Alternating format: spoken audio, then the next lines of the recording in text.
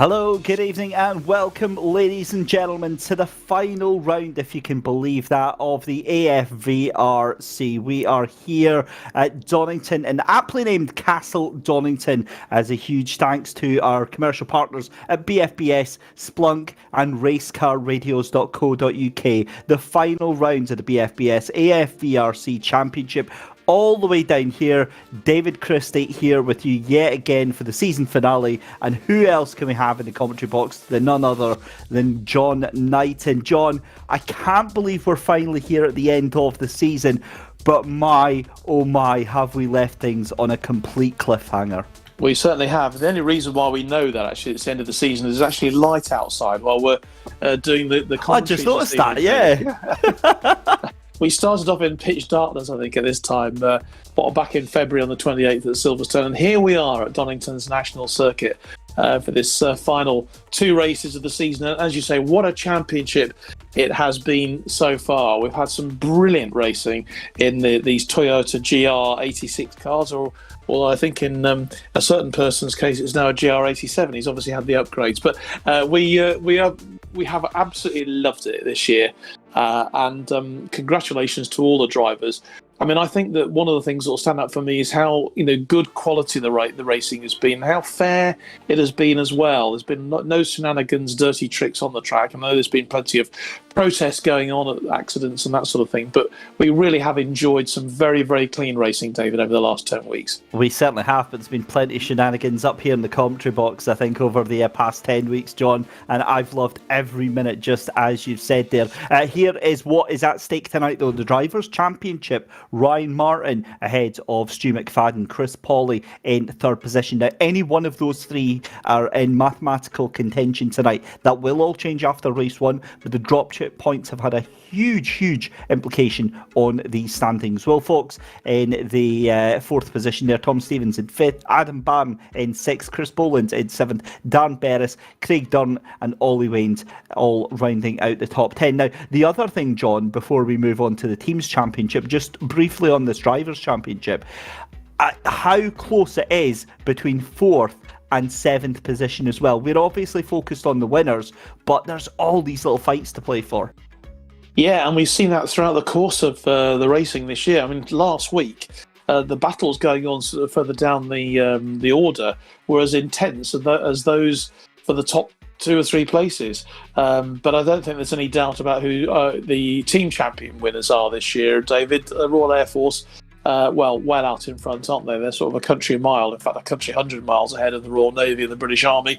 That's not surprising. They have the majority of the drivers here. But to everyone who's competed this year, it's brilliant. And we hope, obviously, there'll be more Navy and Army drivers will take the mantle and take the Royal Air Force on, because that's what needs to happen to make this a really fair and equal team championship. I was just about to say, John, that's exactly what happens when you outnumber your rival teams by 5-1. I think that's about the ratio that the RAF have got. But like you said, it's up to the Royal Navy and the British Army to kind of step up to that challenge, as we know they're more than capable of. They have to be in it to win it, as they say. And maybe this will be the incentive they need to see the Air Force ahead. Because you know what inter-services rivalry is like, David. You'll have guessed that already, certainly over the last 10 weeks, if not before. That doesn't matter what they're doing. They could be doing tiddlywinks, they could be doing rugby, they could be doing football, cricket. But even with this, the intensity of the rivalry is fantastic. So, that never ceases to amaze me. But at the end of it, they're all having a beer together or a chat, and they're all helping each other as well, which is great to see. Yeah, that's the spirit, isn't it? Knock 7 bells out of each other and then go for a pint at the end. Yes, in fact, I couldn't put it better myself. I think watching the Army Boxing Championships last week and the inter-services, where they literally do that, and they give each other a big hug at the end, But we're obviously all set now for qualifying, and I think qualifying is going to be very, very intensive, almost as intense as the racing tonight, because as you say, with it being, the championship being as it is, there's everything to play for. Of course, Ryan Martin didn't compete last week, and that really has opened the door for several of the other drivers, for Stu McFadden and Chris Pawley in particular, to stake their claim tonight for this title. And that's a great point because, Stu McFadden's 69 points behind your championship leader. And let's not forget that he actually missed the first round of the season. He joined in late to the championship. And what an impact he has absolutely had since he joined in. We're on qualifying now and we'll be able to see this all in full. But John, let's take a minute to talk about the track then here at Donington, the Grand Prix circuit. 2.4 sorry, it's the national circuit, of course. Yeah, I was about to say, sorry. At 1.95 miles. That chicane, I think, is going to be an absolute flashpoint potentially for a lot of these drivers. Yeah, it is, and it's. I don't think it'll catch them out. I think they're fairly used to it by now. But in the intensity of competition, and particularly in the early stages of the race, as we've seen quite often in this racing championship this year, such as the push for places early on, that you get quite a few accidents, and that could be where we see them in the first lap or so here tonight at Donington. Yeah, certainly is. So you're hoping for that, aren't you? You're hoping for lots of thrills and spills. Well, maybe no, but yeah, look, we want an entertaining race. The problem is, right, we've got a lot riding on tonight's two races. What I want is this to be settled on the track. What I don't want is for any silly mistakes or any other sort of incidents to potentially decide what actually happens tonight. Although, to be honest, if they happen, then yeah, it's like in Rocky, if they live, they live. It's fine. But on that note, right, do you think, John, that they're maybe going to be treating tonight with sort of kid gloves, so to speak, in terms of wanting to protect their position and potentially protect their chance at the championship? I think we'll see that in the second race if things pan out the way the drivers who are up there in these top positions want them to be, and even further down. But it's very difficult to protect a position when you're being challenged so hard. The great thing about this is that all the cars are exactly the same. They're all these Toyota GR86s, Cup cars, and because of that, the quality of the racing, it means that everyone's reasonably close together, and so it's very difficult to protect a position once you're in it. I mean, we've seen so many times over the last couple of weeks that the driver in the lead is having to defend for his life, to make sure that those behind don't sneak ahead. But then the second, third, and fourth places, they're all challenging as well. So it just makes it really, really exciting. It sure does. We just have to very quickly give a huge thank you to Dan Hardwick, one of the admins behind the scene and one of the racers taking part in the championship as well, for the lovely thanks that he was giving us in our team chat earlier on this afternoon. Very, very much appreciated. And I know it's echoed by yourself, John, but it's just been a blast this season. We've been involved now for a couple of seasons, and honestly, it just feels like the calibre of the racing gets better and better with each year. Oh, it does, and with these cars as well, I think we've seen a real step up in quality overall. But yeah, big thanks to Dan, because if you look at Dan, in competition, I think he spends so much time organising and making these things work that it doesn't give him a huge amount of time for practice. So you're not going to see necessarily tonight Dan Hardwick right up there amongst the leading drivers. But the work that he puts in behind the scenes, as with others, is quite fantastic and really makes this championship tick along. Certainly does. I'm just looking at the times just now coming in here, and I've got to be honest, with Chris Pawley down there in 8th position, he is the man that needs to do the most mathematically to stay in contention. It's safe to say that if Pawley doesn't win race 1, his championship contention is... I'm pretty sure that's out of the window, although I will confirm it, because we did have it mentioned in what was the different permutations that we're going to come out of tonight. And the thing with it is, like, you almost have to have a degree in algebra and a slide rule here, John, just to kind of keep up, because any three of them can win, but if Stuart McFadden wins both races and the fastest lap, Ryan needs to score 133 points from both the races, so that's higher than 8th place. So Stuart can win both the races and still not win the championship. That is a crazy, crazy position to be in. It is indeed, but that's what happens, when you have this sort of, mathematical geniuses working out who the winners are. So I'm going to stay well clear of all that, because my maths is so hopeless. So I shall just let you guys work that one out. I'll just enjoy watching the racing, I think. I'm avoiding that one, John. Yeah, that's definitely not on my watch. Okay, we're in it together on that one then. We'll sign a pact on that one, David, tonight. But Stu McFadden making a good start, and Will Fuchs as well, who had a great week last week. I mean, mentioned to Will, who won both races last week. And if his run of form had started a wee bit earlier, we might have been seeing him right at the top of the charts as well. But he's really seems to have gripped it the last couple of weeks. With 2 first places last week. Stu McFadden got a second and a third last week, which has pushed him right up there. Adam Barron doing well last year. Chris Slater last week as well, having his best finish of the season so far. And Michael Clough, a top 5 position for him as well in the second race. So all of these drivers just really coming into play now and getting to grips. And they could all have a say in tonight because, as you say, the likes of Chris Pauly, although he's working his way up the field in terms of qualification at the moment, he's only 0.7 behind Stu McFadden now in terms of time. So it's bunching up and getting very, very close. We've only got about 4 minutes left to qualify.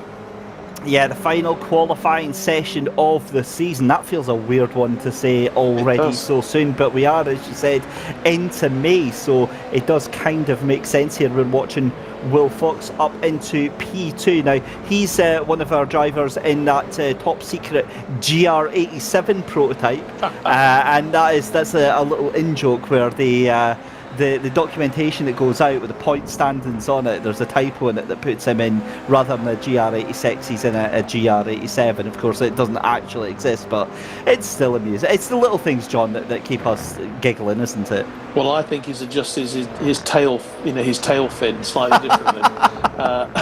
Maybe that explains second place. Could be. Well, maybe he was doing that last week. He was in a GR87 last week and never told anybody. Because he had a fantastic week last week. So let's just see. Look out for Will. He could be the man to watch tonight. And if he were to get 4 straight wins, that would be an amazing end to the season for him, wouldn't it? Yeah, it really would. A heck of a story for that. And another man that we wax lyrical about almost every season is Cloughie. Good old Michael Clough up there in 4th position. Now, it's safe to say he's not had the best start to the season, but my goodness me, is he bouncing back, getting himself up there into 4th position. And another driver who has had a really, really good turn of form lately, Linda Noble up there in 13th position there, John. Yeah, Linda doing so well too with the insignia on her car it stands out a mile, doesn't it? With Mission Motorsport, and they do so much to help our injured and disabled servicemen and women and those retiring find work within the motorsport industry. And there they are. There's Linda's car there, proudly displaying the Mission Motorsport logos. So great to have you with us again, Linda. And I wish we could see a few more female drivers because I think they would love this. They really would. So Linda, get on the phone at the end of this and start phoning your mates up and getting them taking part, because we want to see some more female drivers competing in this event next season. It would be absolutely brilliant to have some more of them as well. And another driver that maybe we haven't mentioned too much this year as well, and that is Darren, isn't it? Where are we? I'm just looking for him on the list at the moment. Not Darren Berris. I'm thinking about last year's winner, last year's championship winner. John, I think that says it all, doesn't it? The fact that we're struggling to remember his name. Well, he's not from the army. I mean, he's. I'm just trying to find him. Where is he? He seems to have disappeared off the leaderboard at the moment. But I'm sure we'll find him. And that is a shame because it's clear this has been dominated by RAF drivers. Not seen so much of the Army this year. Want to see more of the Army next season and the Royal Navy too, because we will be seeing a lot of them. Obviously, in when we get down to the business on the track for real, when the Armed Forces Challenge really gets underway, it's a fantastic group of people who take part in that. It's Dan Hardwick is there. He's 23rd at the moment, and I'd like to see Dan up there. I was just going to put you out your misery there, John, and just say that it was, of course, Craig Dunn. Of course it was Craig. Last season's champion. The only reason I'm saying that is because I forgot as well. His name completely slipped my tongue, and I was looking at the driver standings. So let me bear the brunt. I did. I just stayed very quiet while I went and sneakily had a little look there. But look, that does bring on a very serious point, right? Craig was absolutely almost untouchable last season and has had a horrible season this year, and it just shows you how it can go from one way to the other. But checkered flag has flown. It looks like we're getting our final laps in. Stu McFadden just going to be coming across the line. He looks to try and secure that pole position, 1:16.285. Not going to get a lap in there. That is going to be it then, and that potentially could be the most important qualifying session this season here, John. It could indeed. And Ryan Martin in third place, separated with Will Fuchs in second. So, and Michael Clough in third. Chris Pawley has worked his way up to fifth. So it's not been such a disastrous qualifying for Chris as it might have been, because he was obviously stuck down the lane there, and a little bit behind to start with. So yeah, fascinating stuff. And this start is going to be very, very interesting tonight.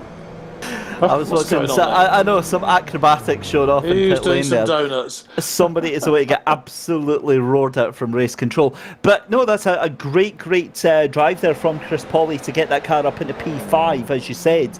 8th place wasn't looking so good, but P5, that's now directly behind Ryan Martin, who is directly behind Stu McFadden. So anything happening into turn 1, and he could be in the pound seats tonight, so we're not going to put anything out of contention just yet. We're still waiting on John Finch to come across the line and finish his lap. He has done qualifying though, and that is it. So we're going to move on to get the grid very, very shortly. Here we go then. Stu McFadden leads off our final round of the season. Race 1 out of 2 here ahead of Will Fuchs. It's then Ryan Martin with Michael Clough on row 2. Row 3 is Chris Pawley and Chris Boland. Tom Stevens is alongside Adam Bam, 7th and 8th place. 9th is Stu Etic. 10th is Chris Slater. 11th for Peter Plasto alongside Darren Ferris. 13th is good old Linda Noble in the row 7. Adam Waters alongside her. Luke Arpino in 15th. John Finch in 16th. Jack Ajewski is in P17. Colin Scott in P18, Ryan Abbott in 19th, and Ben Weston rounds out row 10. 21st for Steve Ward, 22nd for Barry Abbott, Dan Hardwick and Glenn Griffin 23rd and 24th, and James King in 25th position. At the back of the grid, we get ready for our penultimate rounds here of the Armed Forces Virtual Race Challenge here from Donington. Dave Christie and John Knighton here in the commentary box. The engineers rise. We are just seconds away from our first race of the evening. The tension is high. Championship protagonist Stu McFadden in first position, Ryan Martin in third, Chris Pawley in 5th position. The lights start to go on here at Donington for the penultimate time this season. Away they go, and it's a good start for McFadden, a great start for Pawley. He's already cutting the way through, and Pawley is up to 3rd place already. He's going to have the inside line. Will Fuchs into 2nd place. That is a lightning start as they go into Redgate for the first time here, and a wonderful start. Ryan Martin caught napping there, John, and that is huge. It is. He's down to 5th at the moment. He's got a lot of work to do to get himself back. But what a start from Stu McFadden. Will Fuchs again, great start from him. And Chris Pawley, what a brilliant opening for him. But this opening lap is all to play for. And already McFadden is producing really producing a bit of a gap between him and chased by Will Fuchs. But those two have already got a little bit of a gap separating them and Chris Pawley in 3rd place, but long way to go yet. Certainly is. 15 minutes to go in this race. Great to see everybody getting around. There's contact, and that is chaos at McLean's there. 3 cars round, and that was Griffin. Weston was caught up in that. So was Ajewski, I believe, as well, as we're coming down the back stretch here. This is coming down into the chicane for the first time of asking on the brakes at Starkey Straight there through the chicane, and everybody through. And without that 3-car pile up there into McLean's, that was actually a fairly tidy first lap there, John. It was. You can see there's already a bit of a snake developing with these top drivers leading the way, and a bit of a gap probably from Adam Barron onwards, with Chris Slater in 9th place. Darren Berris in 10th, Adam Waters 11th, and Stu Eatock in 12th. So a bit of a gap developing now, and sort of little battles within battles, as we suggested might happen at the beginning of the race. But Stu McFadden has that lead.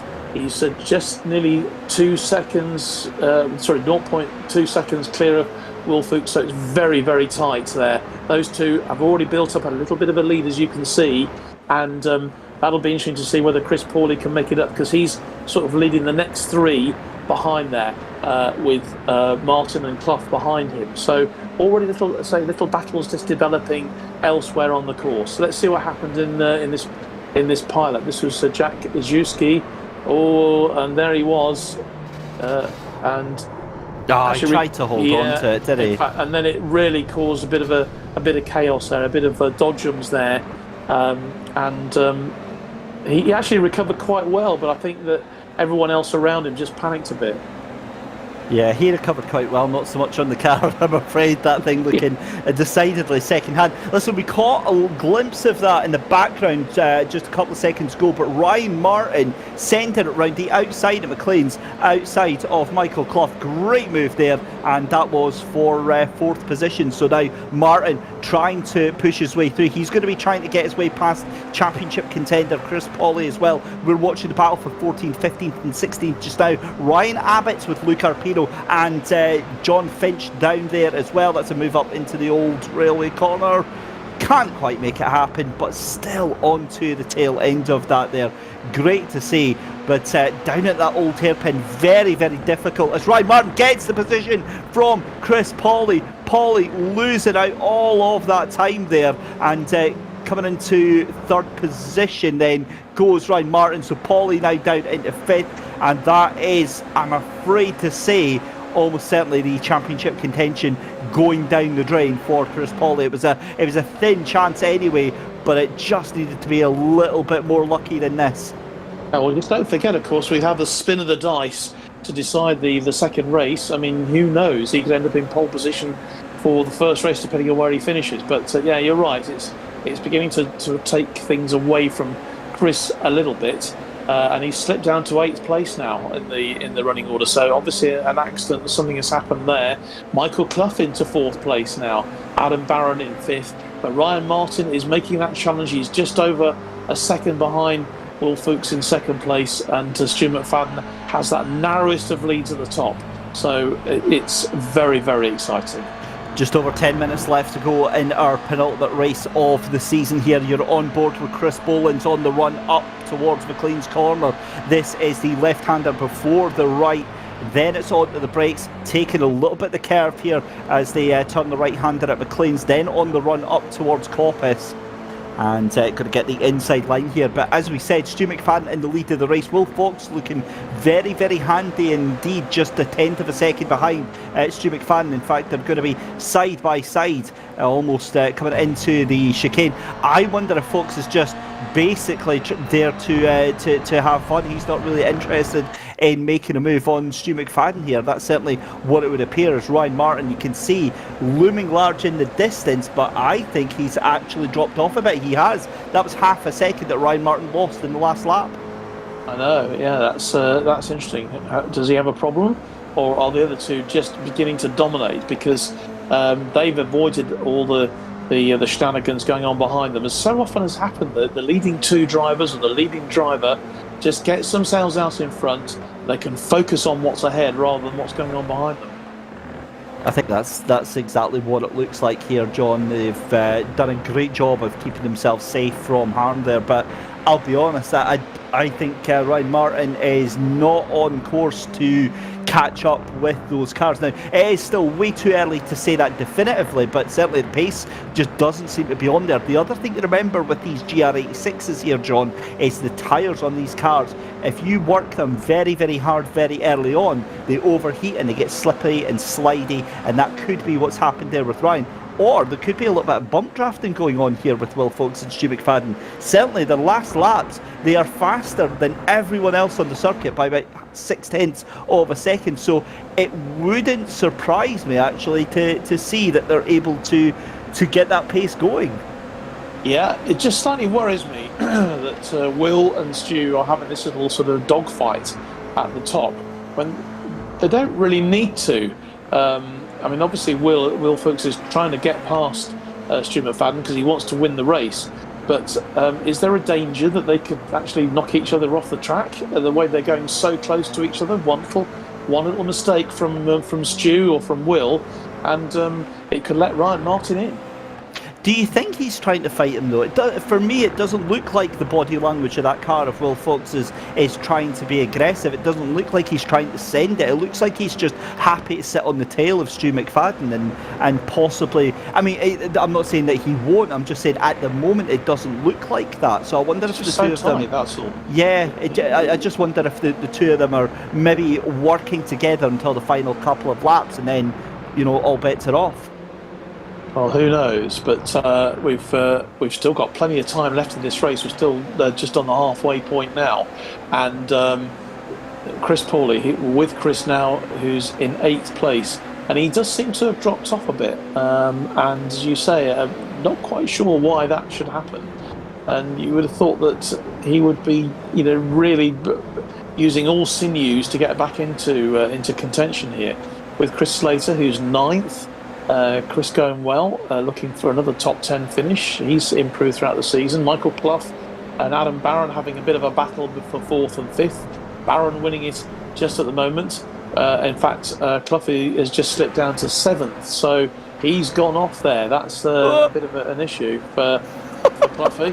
Where is he? Goodness knows where he's playing. That was I swear that was the wildest. How well he's doing, and suddenly it all goes hopelessly wrong. That was honestly, that was giddy up cowboy on that one. He tried so hard to save that, and he did. I think he did minorly clip the outside here, so he gets run wide. So it was a curb hop from the car on the inside here. Now watch this, John.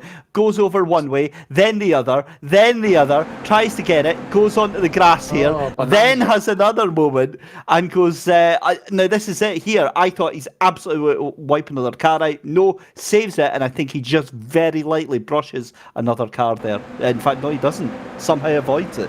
I think it kind of sums up Michael Clough's season, doesn't it, really? All going so well at some stages. He does really well in some of the races, and then suddenly it all goes a little bit pear-shaped, shall we say. But it's certainly entertaining. You've been entertaining us royally this year, Mike. That is absolutely the case. Stu McFadden is leading, though, and Will Fuchs right on his tail. Ryan Martin just 1.5 seconds. That was contact. I take it all back, John. There absolutely is fighting going on there. I wasn't convinced. I thought it was a pacifistic battle going on here, but it's now absolute mayhem as we got a 3-car battle then. This is for the championship leads. Oh my goodness me. Stu McFadden then with his network issues goes on to the inside, retains the lead. Will Fox still in second, but here comes Ryan Martin up the inside. This is up towards Coppice, that right-hander, as Martin sends it in late on to the brakes there. Very, very aggressive indeed as Fox tries to hold it round the outside. He's not going to get it, but he is going to get the run down here on Starkey Straight here. 10 minutes gone in this race, and John, suddenly things just kicked up to 11. Well, I just have this feeling that Will was just so close to Stu McFadden, and it just did a little bump, and suddenly Ryan Martin had his chance, but they're back as they were. Stu McFadden has the lead still. Will Fuchs back to second place, but Ryan Martin right up with him now, and it really is a 3-car battle going into this last half of the race. They've cleared 4th place by about 10 seconds over 10 minutes. How is that even a thing? Amazing. I don't know. But we've got a 600-car battle here for 4th place. That's the only way we can describe it. You've got Adam Barron, Tom Stevens, Chris Pauly, Chris Slater, Chris Boland. You've got Dan Berris, Waters, Michael Clough in there, Peter Palastow. I mean, it's just basically who's who of who's taking part in this championship this season. Fantastic to see, and I'll guarantee, John, if you're any one of those drivers, they are having an absolute ball tonight. Oh, I'm sure they're loving it. But no quarter given at all from any of these drivers. They just want to finish as high as they can in these last 2 races. But who is going to win? Stu McFadden was led from the word go. He had pole position, of course. He still has that lead, made a really good start, but it's been one heck of a battle just behind him with Will Fuchs and Ryan Martin and Tom Stevens up there. But there's a 10 seconds gap now. It really is between these three cars, isn't it, to decide who's going to win this first race. It certainly is, and the problem for Stu McFadden right now is that it's only a net gain of about 8 points in the championship over Ryan Martin just now. So it's a great thing to have a win, but it's nowhere near enough. He not only needs to win these races, but he needs Martin to have a little bit of a rough race, given that we've got about 40 points is going to be, I imagine, again, this is totally on the back of a napkin kind of mathematics here, but I think the gap going into race 2, if it stays like this, is going to be about 40 points here. But McFadden really starting to come under pressure here, John. You talked about playing this a bit, whether they're going to play it a bit safe. I think that is exactly what Ryan Martin is doing now, because he knows that points difference is very, very narrow between first and third or whatever, and as long as he's only a couple of cars behind, he knows that this championship is going to be his, not only in this race but in the next race as well. So you can see he had a bit of a go, didn't he? He saw the battle going on, and I think he's just being fairly canny here. He's seeing that Will and Stu, or certainly Will, is trying to get past Stu, and he's just sensing, is there going to be another coming together? Am I going to have another chance? As McFadden goes defensive one way, then the other on the brakes into Redgate. You saw on your right-hand side there, that was the championship points as we came into the race tonight. First race of 2. Remember, we've also got that reverse grid we've got to deal with very, very shortly. But we've got about a minute and 40 seconds left to go here. I think we're going to get one more lap on this. So this should be the penultimate lap that we're on right now. But Will Fuchs in second position, hunting down his prey of Stu McFadden. Stu, it has to be said, he's dealt with the pressure very, very well, and this is the wacky races from 4th position backwards. Adam Barton, Tom Stevens, Chris Pawley all duking it out here, but it has kind of eased off a little bit here as we go back, John, to our race leaders. You were talking about wacky races. Who would you describe as Dick Dastardly then? Cloughy. Yeah, come on. Who would be Muttley then? And Linda Noble is definitely Penelope Pitstop. Great stuff. And she won't mind me saying that. Okay, so here we are. It's going to be very, very tight going into this last lap. Are we on the last lap? The checker flag is down. No, it isn't. Sorry, this is the last lap now. So if Will Fuchs is going to make a challenge, it's going to be somewhere in this next minute or so. John, you've got no idea how many times I've done that as Ryan Martin runs a little bit wide there. I've done that so many times, and like not actually even realised while I'm calling the finish off the race as well. That's it's quite fun when that happens. Well, I just saw him waving his flag. I know, waving the flag. You just presume frantically waving his flag. I thought it must be it. So this is the battle then for 5th, 6th and 7th position. Paulie sneaks up on the inside, but that means that Boland is going to have... No, he's not going to have the inside line for the next corner round. So they are coming through to McIntyre's just now. This is the run-up to Coppice now. So this is the last chance saloon here for Will Fuchs. If he's got anything in the bag, it has to come out now. Run down Sarkey straight. Stu McFadden in the lead. He's got a lap car that they're not going to have time to come across. Here comes Fuchs. So what is he going to do? It's not going to be a move. Stu McFadden's going to get through the final chicane, and I would think that is going to be it. Fuchs gets a poor exit off the corner, and it's a race win for Stu McFadden. Some important championship points, and Will Fuchs in second, Ryan Martin in third, but we've got a dogfight going on further behind. 3 cars going into the chicane is never going to work out. Somehow they all sorted themselves out here. What a race that's been for Tom Stevens, Chris Boland and Chris Pawley. Take a bow. That was amazing racecraft. If you want to see what the BFBS AFVRC is all about, then all you need to do is watch that entire race from 4th to 10th place. Yeah, fantastic racing, and again, really well disciplined drives as well from all of those drivers. They were so tight, so close with each other, but it was really, really safe stuff. So well done to all of them. So Adam Barron gets a 4th, and Tom Stevens gets 5th place, Chris Boland 6th, and Chris Pawley 7th, which he'll be disappointed with, David, on that one, won't he? I think he will. In the grand scheme of things, though, I think Paulie has kind of benefited from the chaos and carnage that's happened to the drivers throughout the season. So if that is his bowing out of the championship contention, third place is not a bad place to be, if I'm honest there, John. I don't think he'll agree with you, but I think you're pretty accurate there, David, in your assessment. It's such a tight championship as well. The driving has been so tough, but so fair. But well done to Stu McFadden. That is a great win for him. But Ryan Martin, biding his time there, got that third place. You do the rundown for us. Well, here we go then. So it's Stu McFadden taking the win from Will Fox in second place there. Ryan Martin in third, with Adam Bam in fourth position. Tom Stevens finishes in fifth position. Sixth place is the way of Chris Boland. Chris Pawley in seventh. Darren Berris in eighth. Chris Slater in ninth. Michael Clough in 10th position. Adam Waters in 11th. Luke Arpino in 12th.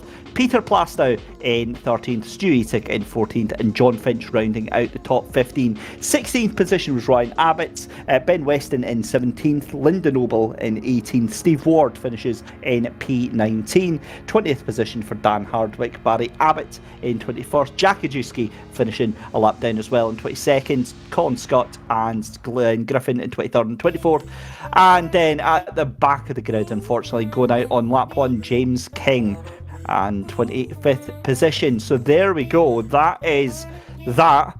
Now we've got a reverse grid to work out what the hell is going to go on here. So let's spin the wheel for the final time this season and see what a reverse grid we get. And it's a top 10 reverse grid, ladies and gentlemen. Cloughie takes pole for the final race of the season. Michael Clough on pole position. Do we think he's got it in the can to do something with that? Well, why not? That's what I would say. He's certainly entertained us this year, and he's had moments when he's driven extremely well. So there is no reason at all why Michael Clough can't do well in this race. And a pole position, as we've just seen, is not a bad starting point, is it? It really isn't. So fingers crossed he's able to make something with that opportunity. Now, I did see Stu McFadden very briefly in the waiting room to have a chat with us, and now he's disappeared again. So I wonder if he's decided to go and take a break instead. We'll give him a second to see if any of the drivers are coming to have a chat with us. But let's take a second then to reflect on that race, John. Obviously, huge championship implications, but outside of that battle between 4th to 10th, I mean, that was... we didn't bother talking about it all the time because there was just so much going on. I'll come back to that because, John, you've got a couple of drivers wanting to have a chat with you. Yeah, we've got Stu and Ryan waiting to talk to us. Let's bring in Ryan Martin first. Ryan, good evening to you. That was a very interesting race there. Now, you had briefly challenged there for the lead when you saw the shenanigans going up just ahead of you. With Will and with Stu, but then you dropped off. Was that a deliberate policy just to drop off, or you were just allowing them maybe to make a bit of a fight of it at the top two? Because obviously the points are really important today. Definitely. The points are really important, but I wish I could say that it was all part of the plan, but they two guys were just too quick. I was trying, I was pushing, but I think they might have been doing a little bit of bump drafting or something like that, because I could not catch them whatsoever. I was matching their times, or maybe within a couple of tenths, but yeah, they were flying at the front. But yeah, it was good fun trying to catch them, just didn't have the pace today. It was a good race. I mean, you did briefly get that second place from Will, but he got it back very, very quickly and was determined not to give it up. So all set then. It's a top 10 spin round, which means you're going to be starting in seventh place on the grid. So a bit of work to do for this second race. But I assume that you know that what you need to do is basically to finish. And if you're not too far behind Stu McFadden, then you know the title's going to be yours. But it's very, very exciting. It is. Before this evening, I actually checked what's required, and I think if I'd finished both races in P8, I might, depending on other results, I might be able to get the championship from that. I'm not going to leave it to chance. I'm not just going to sit in P8 and chill out. I'm going to try and get forward and try and have a bit of race. But as long as it's all clean, it's all good, and get to the end. I emphasise should be able to be pretty happy after the race. Hopefully. Okay, Ryan. Thanks for joining us. We wish you well in the second race. Let's bring Stu McFadden in now as well for a quick chat. Stu, good evening to you. That was quite a battle there. You had the pole position at the top, and held on to it. But that was a bit of a battle there with Will midway through that first race. Yeah, it was. He put me under lots and lots of pressure. Really good, to be fair. I was kind of trying to focus on, because the draft is so strong around here, I was trying to really focus on getting a good exit out of all the corners, which is maybe why you've seen him catch up a wee bit on the entry. So obviously he can't overtake me in the middle of a corner, well hopefully not, but his best opportunities at the end of the straights. So yeah, that was sort of the game plan from the start that I knew. We've got a really good start. Don't know how it's the best start I've had all season and what a time to do it, but yeah, it was a really, really good race. Respect to Will for coming and saying sorry after a little love tap in the old hairpin, which I didn't love. Put it that way. Well, it could have made life very interesting, obviously, if you hadn't been able to hold your position, but you did. You did extremely well there. But you've got to start the second race in 10th place, so a little bit of work to do there. Yeah, they're not making it easy for me at all, but yeah, I'll have my head down. Don't worry. Okay, Stu. Good to talk to you. Thank you very much for your time to the halfway stage. And let's bring Chris Pawley in as well. Chris, thanks for joining us. And maybe that race didn't go quite the way you wanted. The 7th place, not ideal for you, given where you are in the championship. But the reverse spin puts you 3rd on the grid. So there's still a chance, still opportunity there for you to snatch something. Yeah, that was a tough race. I think I sort of threw it away, to be honest. I think I was sitting in 3rd and I had Ryan behind me. I've struggled a bit to be consistent, and then I don't know when I think I kind of locked the rears as I had a downshift, and next thing I know that this championship is so close in terms of when it comes to the races. I had about 8 cars then behind me, so I got caught in a great battle. Had a great battle with the likes of Chris Boland, Chris Slater, and Tom Stevens. Well, by that point, it was hard to catch up. Yeah, and it was a great battle. That's what we've been saying all night, Chris. I mean, there's battles going on all over the racetrack, and that makes it very exciting. Actually, quite confusing for us to watch as commentators. But keep up the great work, and who knows, success might still come your way in the second race. Good luck to all of you tonight. Thanks for joining us, Chris. So. Just getting some good comments there from the racetrack itself there, David. And I think it just goes to show, doesn't it, how competitive these guys are, no matter where they are on the grid. Oh, absolutely. Listen, it sounds like they really, really loved that first race tonight, and we've got more to come. If race 1 was tough, and that's when you had qualifying, so they had their ideal position there, John. Race 2 is going to be a very, very different affair, not only because you've got Stu starting behind Ryan for the second race here. It's just going to be absolutely manic. So it could be all over in one corner. But, I think they're going to be made to work for their pennies tonight here. They are indeed. We're going to take a break now, aren't we? We're back in about 5 minutes. Yep, we'll take a very short break. When we come back, we'll have live coverage of the second and final race at the BFBS AFVRC.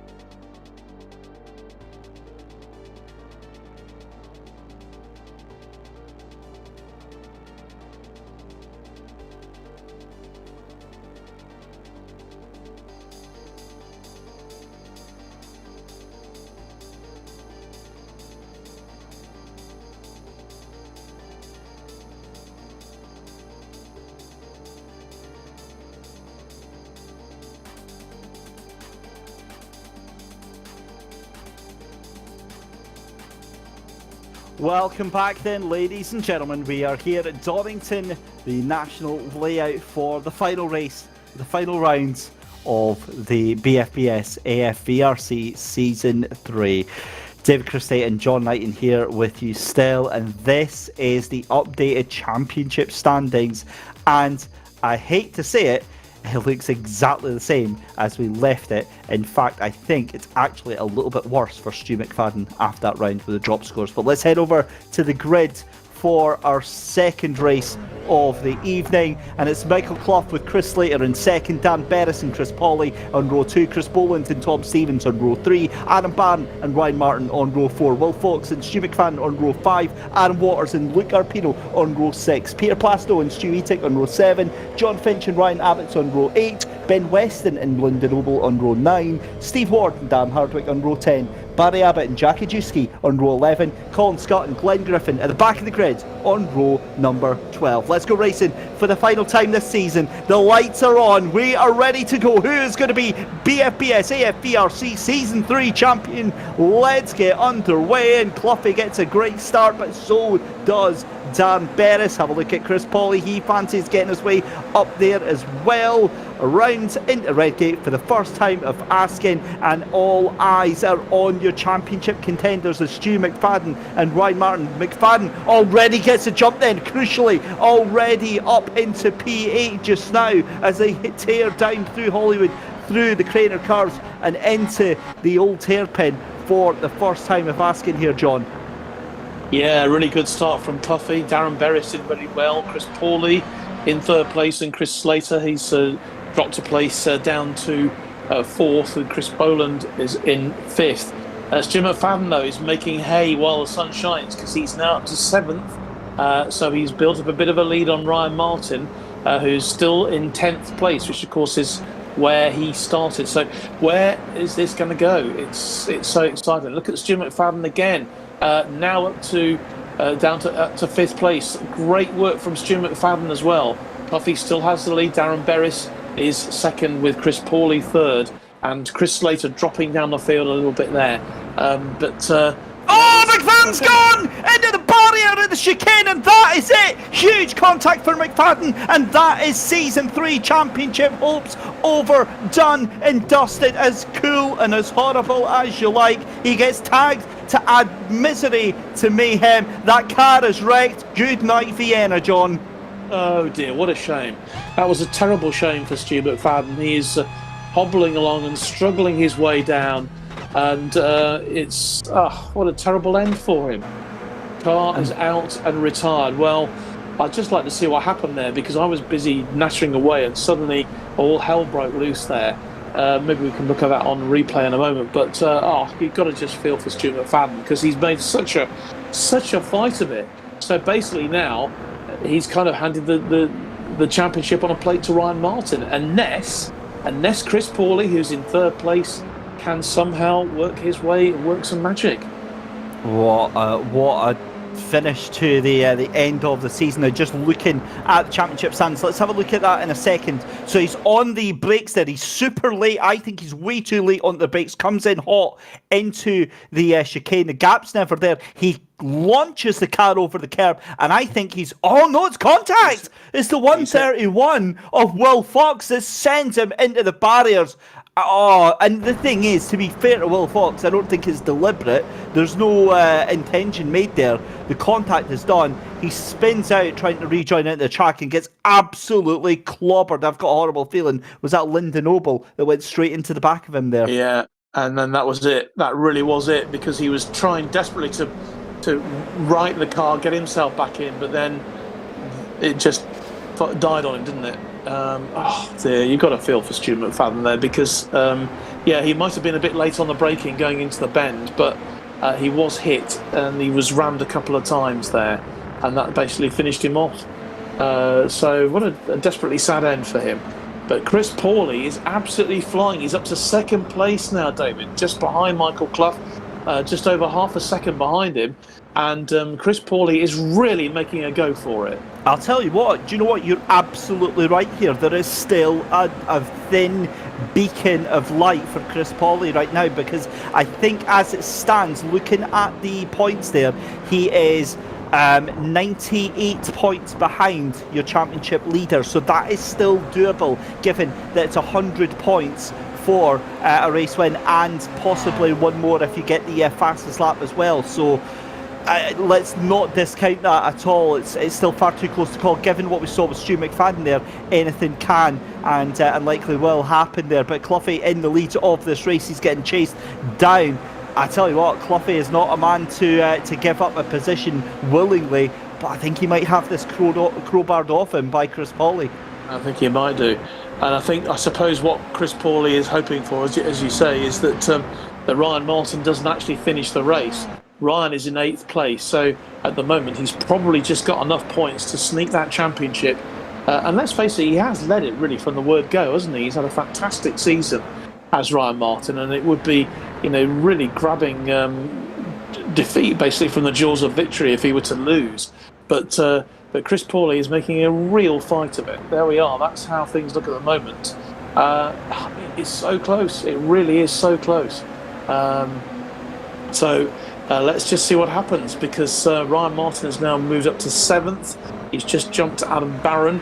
So Ryan, I think, realises that it's not all over at all. So he's got, and Adam Barron has actually got that place back again. Oh, Ryan off track. He's off the track. Yeah, he's come back on. He was off at the chicane there, John, and had a bit of a moment rejoining. And of course, he's in a luxurious position where he can just kind of afford to have these little moments left, right, and centre. But this will start to get a little bit close for him now. He'll be wanting to push a little bit harder if possible. I don't necessarily agree he can afford to have any moments, because he's surrounded by other cars, and a little moment can result in something catastrophic, as we just saw with Stu McFadden.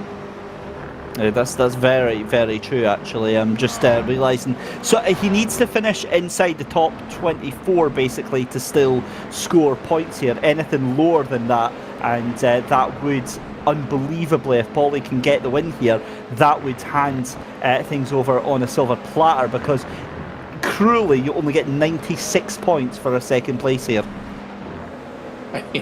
Well, Chris is doing everything he possibly can. That is, as you see how the championship stands at the moment. Ryan Martin, Chris Pauly, Stu McFadden, and Stu not going to win any more points today after the disaster which befell him at the beginning of this race. Michael Clough, though, still very much holding his own, although it's got just 0.2 of a second now, but Chris Pauly's still aiming to get that lead. Darren Berris doing really well in 3rd place. Will Fuchs is up to 4th.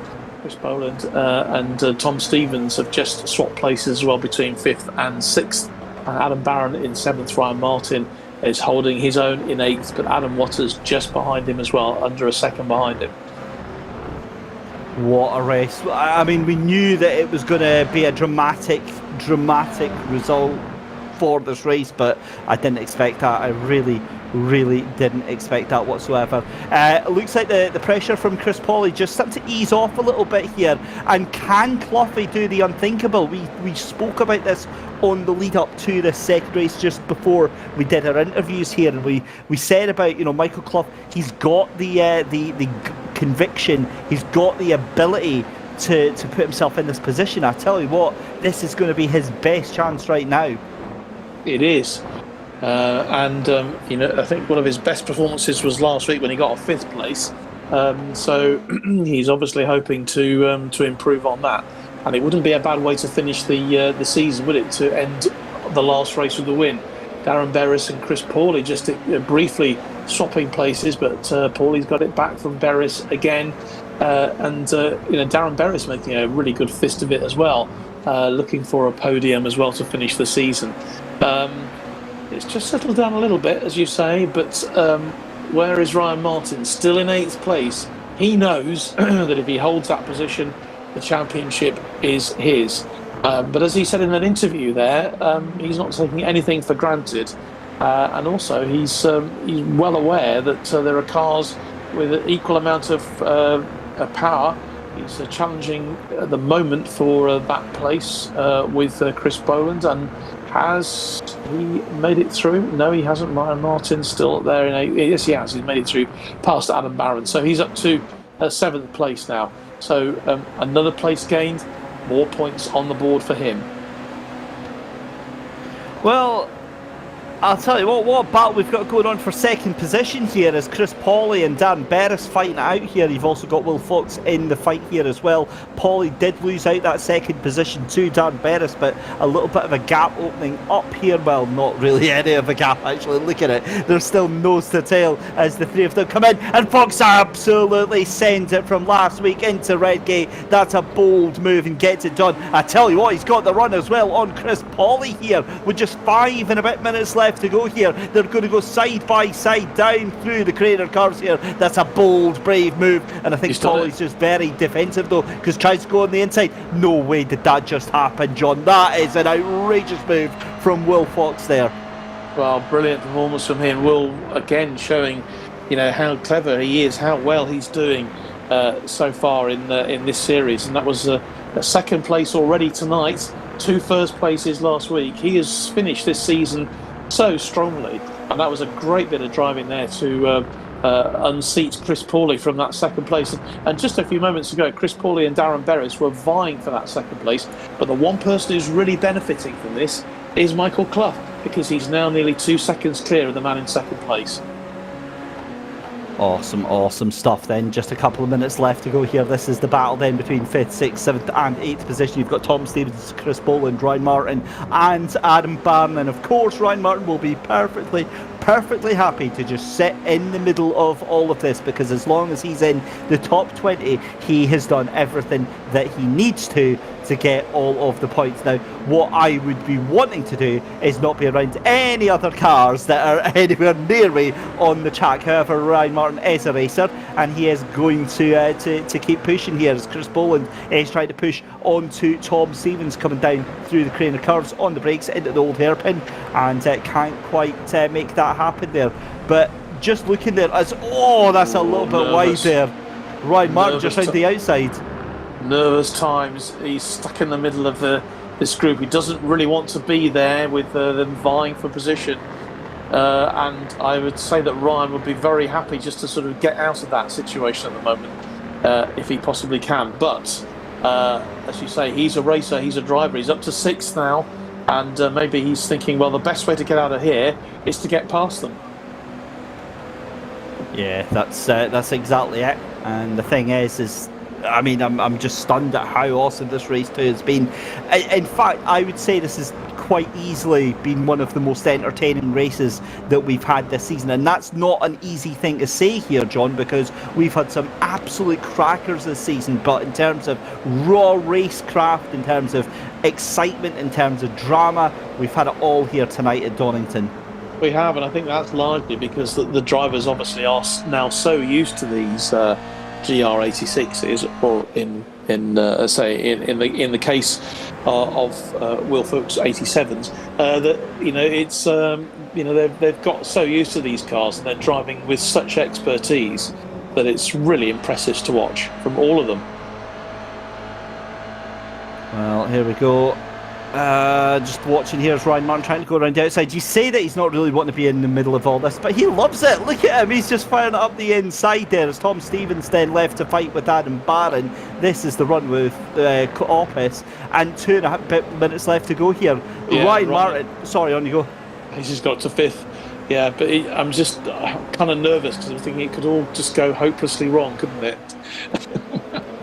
It really could, but it's not gone wrong for these two. It's absolutely launching it into the lead. Will Fox says thank you very much, and Chris Pawley wants to have a piece of this as well, having an eye on Michael Clough for second position here. It was also lovely while it lasted, but Cloughy has been relegated down to 3rd position, and it might go even worse as Dan Berris tries to get in on the mix here as Pawley sends it up the inside. Chris Pawley up into P2 then. Chris Boland tried to take 7th position back from Tom Stevens, but it looks like Ryan Martin firmly in no man's land there. He'll be happy in 5th position. Just a minute and a half to go, and Cloughy absolutely bins it. somehow Cloughy has managed to grab defeat from the jaws of victory. You've done it again. Gets it in there, and well, I don't know what to say about that. It's an easy mistake to make. I've made that one many times, and yeah. Oh dear. you just feel for him. You really do. He's led the race. He's driven superbly well. Oh, and it's just all gone pear-shaped for him. And so Will Fuchs, great driving from him again. We've really been marvelling at the way he's done. He's done so well again tonight, and well, is he going to win his third race out of 4? Chris Pauly second place, and look at Ryan Martin up to 4th now. Terrific performance from Ryan. Just worked his way through the field. Frantic waving of the flag there from the marshal on the start-finish line, and well, what do you say, Darren Berris? It looks like he's going to get a podium, which is brilliant from him. Yeah, it absolutely is, and what a great race this has been. I mean, enjoyment and thrills from the absolute get-go here, but Will Fox making hay while the sun shines. This is going to be the final lap that they're on just now. What a brilliant performance. Again, Chris Pauly in second place. He's done everything, almost everything that he could have been expected to, but it's all been about Ryan Martin in that 4th position. Your season champion is going to be crowned as soon as he comes over the line. The final time, though, cruelly denied for Stu McFadden, but that is the way that the cookie crumbles. But for the final time in the BFBS AFVRC Season 3, it's down the back straight, down Starkeys for Will Fox then to come into the final chicane, launches it over the curb there, and your final winner of the season, Will Fox, comes across the line to take the win. Chris Pauly is going to finish in second place, and I believe going to finish in second place in the championship as well. Dan Berris is in P3, Ryan Martin in P4, Adam Barn in P5, Tom Stevens in P6, and Chris Boland in P7. But it is all about this man right here, your 2023 BFBS AFVRC Season 3 champion, Ryan Martin. He was held right into the last there, John, but an absolutely deserving champion. Oh, totally. Congratulations to Ryan. He missed, obviously, last week. He could actually have sealed the title, I think, last week, but obviously work commitments meant that he couldn't be racing, and he saved the best till last and driven a really sensible race. Wasn't pushing when he didn't need to, although he was involved in a bit of a scrap there in that race to just work his way up the field to make sure that things were all in order. But great driving from Ryan Martin. He's really showed himself this season to be the outstanding driver, and congratulations to him. There is confirmation then of his title. 1,387 points. Chris Pauly second place. He got a feel for Stu McFadden because he was right up there, and then the situation that befell him in that second race that meant he had to retire, really bad luck on him, hard luck on him, but the other 2 drivers there, Ryan Martin and Chris Pauly, have made the most of it. They absolutely have. What a fantastic season that we've been treated to. But here's your final results for round 10 then.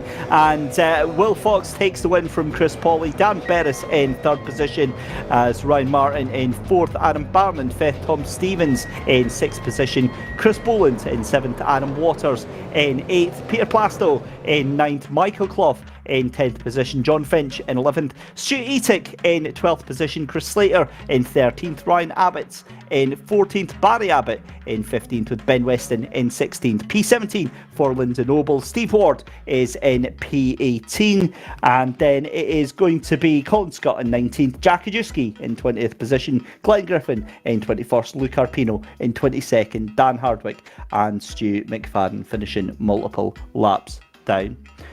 John, so much to talk about. Firstly, that incident with Stu taking him out of contention, completely unintentional. But I guess we'll be able to find out from the man himself, from Will, as to what happened there. Yeah, I'm sure he'll come on and tell us. I think it was certainly unintentional, but it was just that particular part of the track, a bit crowded. and accidents like that can happen all the time. But it's just, you just feel really sorry for Stu McFadden, because it did deny him all the donuts now happening on the course there, which I'm sure the the people who run Donington Park will be really thrilled about. Not, but it's such a shame that it finished like that, and we've got some people waiting to be interviewed, actually. Shall we go to Dan Hardwick first? Because Dan, we were talking about you earlier on, and you must be absolutely thrilled with the way this season has gone from an organisational point of view, if not from a driving point of view personally. Hello, Dan. Can you hear me? Well, it says he's there. Hi, John. You're right. Yeah, sorry. Yeah. I muted myself in the chat. Sorry. No. So from an organisation point of view, absolutely fantastic. Yeah, it's been a great season to get. To still have 25 cars on the grid at the last race is amazing. And close racing all the way to the end. It's been brilliant. Not for me, of course. I've not been not driven too great this season. I think I think I liken it to the. Yeah. An unintentional donut. I think I liken it to when you get a really good England cricket player, and then you put them as captain, and they do really terrible. I think that's me. Not that I'm captain, but just because I've got other things on my mind with the season, so I've just not been able to practice as much as I could. So. Well, I don't think we won't definitely call that an excuse, Dan. But the organisation has been fantastic this year. I think you deserve huge congratulations from everybody for what you've done.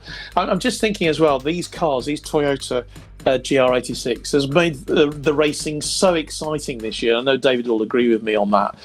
It's been absolutely brilliant watching these cars in these races, because it's so unpredictable, isn't it? And the cars are so similar. Obviously, I know that the drivers can do their own setups, but it's been really, really great racing this year. It has, absolutely. So close racing at the front, and even in the middle pack, we've had some great battles down the middle. Listen to it on the in-race chatter. It's been interesting. And watching the streams back that you guys have done, it's been awesome. I think we'll have to think about what we do next season. But these cars have definitely evolved throughout the season. We started off and they were a right handful. They still can catch you out, but we've kind of tamed them a little bit. Throughout the season with various setups and things, and I think iRacing have done a little bit of that themselves as well, identifying certain characteristics that they want to iron out. But yeah, it's been fantastic. Obviously we've been developing some things in the background with Splunk, etc. That has taken. It's definitely gone a lot further than we thought it would do. We're going down to their headquarters in London actually next month to kind of demonstrate how we're going to do that on the track cars as well. So that's an interesting visit we're going to do next month. In fact, we're going to have a race. We're going to have a race down there, a 6-hour race in the building. Oh right, okay. Sounds fun. Yeah. They're closing the streets for us, are they? So their headquarters is actually right next to Paddington Station. We're going to take our on the road simulator rigs down there and have a race on iRacing for 6 hours. We're trying to get 6 drivers per team, 4 teams, so it should be an interesting day. That'll be fantastic. Yeah, great stuff. Well, Dan, lovely to talk to you. Thank you very much for coming on, and say congratulations on a great season and brilliantly organised. And it's just great to see the way this is developing over the last 3 years, really, and looking as good as it does and attracting more people. So Dan Hardwick there, great stuff from you. Let's bring Chris Pawley in, because Chris, you made a right fist of it there. A terrific final race. You knew you had to go for it, didn't you? And that's exactly what you did. Yeah, exactly. I think I saw early on that Stu had disconnected. I don't know what happened, whether he got involved in some contact. And then I think I was absolutely good, but I spent the rest of the race doing mental math in my head, trying to work out where I finished, because I think I have the drop scores and he doesn't. So I knew I needed to get as many points as I could, and I had a chance at the win, and then to get second, I think is pretty good. I don't know how the championships panned out. I don't know if you guys have got the scores, but we do. We will reveal those very, very shortly, but it's very, very close indeed. But it was a terrific race. You did it extremely sensibly in the end. It would have been very easy, I suppose, to throw caution to the wind, but the fact that you didn't has probably worked to your advantage, shall we say? It was pretty sense, and I'll give full credit to Darren Berris as well. I mean this in the best way, but of all the people I didn't want behind me at that time was Darren Berris, because he fights so well, and he did. He continued to fight, but it just managed to. Just at the end, it all calmed down and managed to pull a gap. Obviously, Will Folks had a fantastic race to get a win. I don't know where he started, but really pleased with second. We'll see how it pans out, but like you said, I imagine it's pretty close for second and third.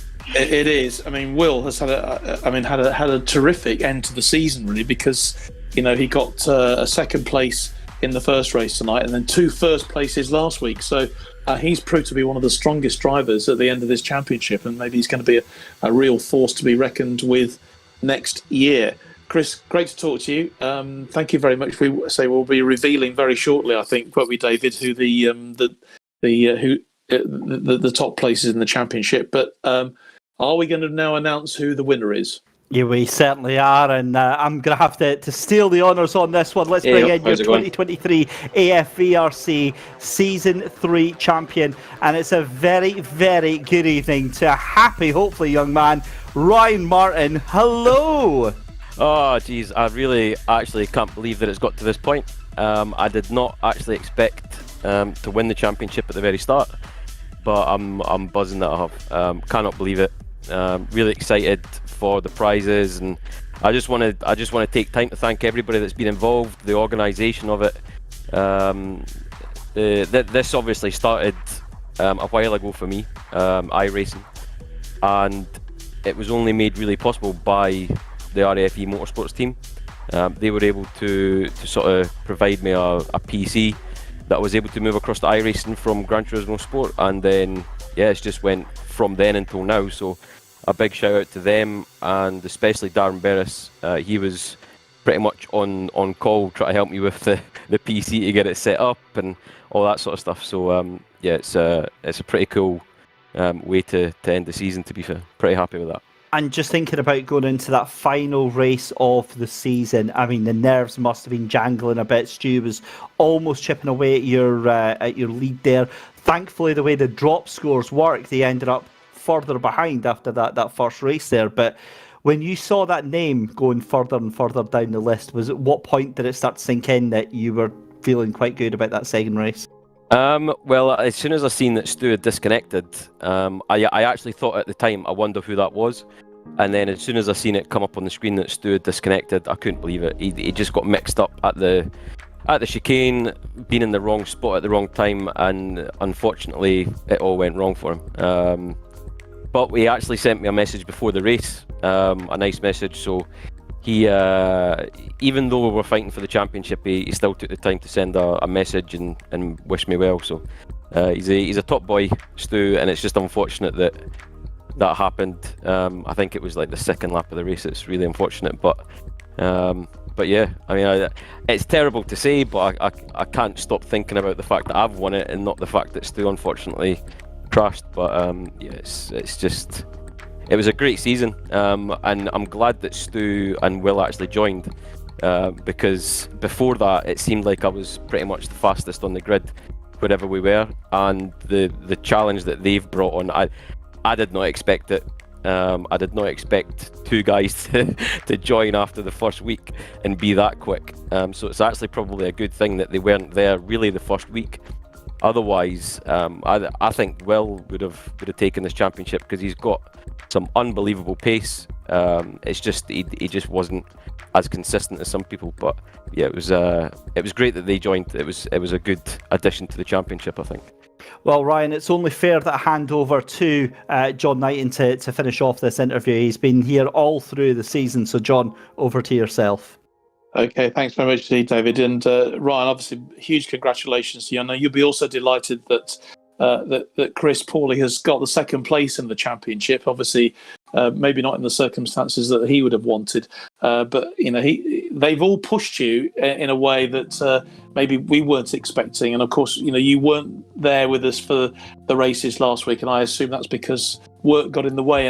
And that, I suppose, for me is the most important thing here, that you guys week in, week out have been competing when you've got jobs to do, you've got hard work, and life is not easy at the moment. We know how busy it is for the RAF and for the Royal Navy, and indeed for the Army as well. So to compete so consistently, given the circumstances surrounding you, I think it's like hats off to everyone, isn't it, really, Ryan?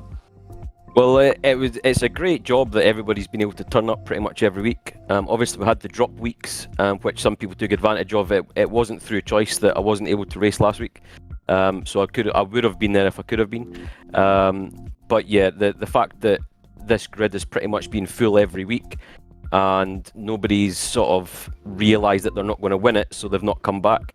As we said last week, there's people racing throughout the grid. People are wanting as many points as they can.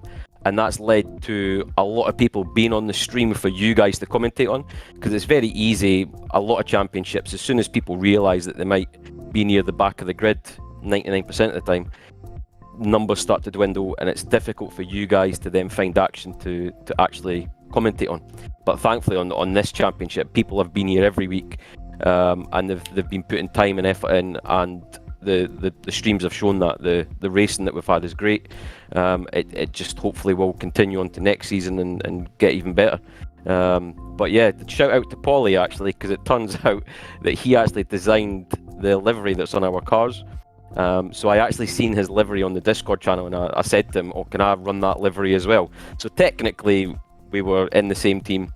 So the fact that we've got P1 and P2, there's that livery is obviously OP, and it gave us an extra 5 miles an hour, obviously. And more virtual champagne is being drunk as we speak. Totally, yeah. But Ryan, and just a final thought on these cars as well, because obviously last year we had the Porsches, we had basically the 2 championships, didn't we? But these JR86s have been fantastic, haven't they, this year? It's been brilliant racing. They have been. I think we've spoken about it a couple of times. They're not easy to drive, but they're easier to drive close to other cars. They're quite stable unless you push it a little bit too much. And I think the racing that we've had has shown that you can race really close with them. You can have some contacts. Unfortunately, heavy contacts lead to people crashing out. But you've seen pretty much every week, because I've watched all the streams back, you guys are saying there's some crazy racing that's close.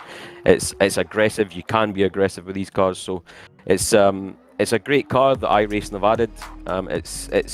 It's not a car that I would have chosen to drive before this championship was announced, but since the championship was announced and this car was chosen, I've driven it quite a lot. I love the car, but who knows, I might never drive it again now the championship's finished. I'll go back to my GT3s and stuff like that. But yeah, the car has been perfect for this championship because of the ability to race really close, race clean, and 90% of the time it not end up in chaos like the GT3s, or especially the Porsche 992. A little tap on the rear end or a little lock up of the tyres and it's game over for whoever's driving. So these were a lot more forgiving, thankfully, and you've seen that with more people finishing races, not as many contacts, not as many issues. So yeah, it's been a really, really enjoyable, fun, but at the same time stressful 10 weeks. Or 9 weeks for me, because I missed last week. But yeah, everybody's saying in the Discord that they've loved it. They've loved the car. They've loved the championship. And again, yeah, just a massive shout out to the committee and the guys that have organised it, and the guys that are making the practice sessions and all that sort of stuff. They've done a great job this season. Yeah, they certainly have. Well, Ryan, many congratulations to you. You are the champion for 2023, and so you deserve all our congratulations on a very, very successful Armed Forces Virtual Race Championship for this year. And, well, all I can say is congratulations, and we'll look forward to seeing you all again in 2024 when we're back for another championship for next year. And who knows, it could be, if it's half as exciting as we've had this year, then I know, David, that you and I will be pretty delighted. Yeah, for sure. So a huge thank you to Ryan Martin as we say goodbye to him for the season. But John, listen, yeah, you're absolutely spot on there. What a season it's been. I'm feeling so incredibly privileged to have been part of that this year. It's been great to see all these names coming back again, some brand new ones coming in, causing a ruffle of the feathers there. It's been a wonderful, wonderful season. The drivers can all hold their heads up very, very high, John. And what an honour it has been to be part of this championship. I will definitely second that, David. Excellent stuff. Well, listen, what we've got to say, John, is a huge thank you to you for joining us all through the season. Just, finishing off. What a 10 weeks that's been. Well, I can't believe how quickly it's gone, to be honest. It really has. I missed a couple. Obviously, we were doing some live sport or our own on BFBS on a couple of Tuesday nights. But yeah, it's been brilliant. I've loved being here every Tuesday, and I'm hoping that we can do exactly the same thing again next year. Well, fingers crossed. A huge thank you to all of the admin team involved in the championship. A huge thank you to Sim Sports Solutions, our broadcast partner, and most specifically, Mike Yao, who's been here week in, week out, behind the cameras, keeping us company and keeping us amused all through the season. A huge thank you to our commercial partners as well, and they are, of course, BFBS, Splunk, racecarradios.co.uk, as well to RAF eMotorsports, the Army eMotorsports, Royal Navy eSports, and more importantly, I guess, you at home as well for watching us and keeping us thrilled with all your entertaining comments and chat and the mild banter between the drivers as well. But that is it from us for season 3. We hope you've enjoyed everything here that's been on. The drivers haven't left anything on the table this season. On behalf of myself, David Christie, and John Knighton, have a wonderful night, and we will see you next season.